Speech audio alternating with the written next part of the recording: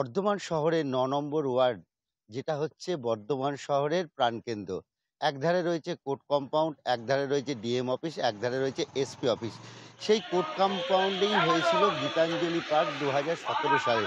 প্রায় ৯০,৩০,০০০ টাকা ব্যয় করে এই পার্ক তৈরি করা হয়েছিল শিশুদের জন্য। কিন্তু এখন বর্তমানে পার্কটির বেহাল দশা। যে পার্কে মাছের পরিবর্তে মদের বোতল পড়ে রয়েছে। যে বোর্ড শিশুরা চালাবে সেই বোর্ড এখন উল্টে গেছে। এই নিয়ে এলাকাবাসীদের মধ্যে ব্যাপক ক্ষোভ।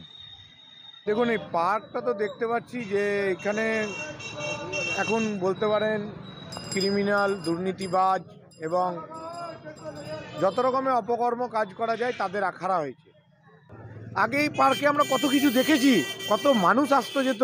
এলাকাবাসীরা জানালেন, তারা বারবার বর্ধমান পৌরসভার যিনি চেয়ারম্যান আছে তাকে লিখিত দরখাস্ত দেওয়া হলেও তিনি কিন্তু এই ব্যাপারে কোনো সদর্থক ব্যবহার করেননি।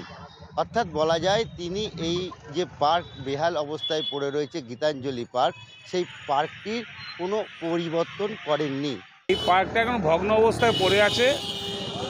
বর্ধমান শহরের বুকে একটা বাচ্চাদের একটা পার্ক, একটা শিশু বিকাশের একটা জায়গা ছিল, সেই জায়গাটাকেও নষ্ট করে দিয়েছে বর্ধমান পৌরসভা।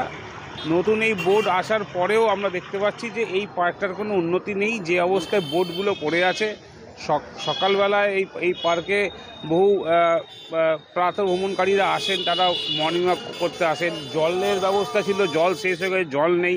এলাকাবাসীরা চাইছেন অতি সত্বর এই পার্কটি যেন আগের চেহারায় ফিরে আসে। আমার শহর বর্ধমান থেকে ক্যামেরায় রঞ্জিত পণ্ডিতের সঙ্গে চন্দন সেনগুপ্ত, কলকাতা টিভি।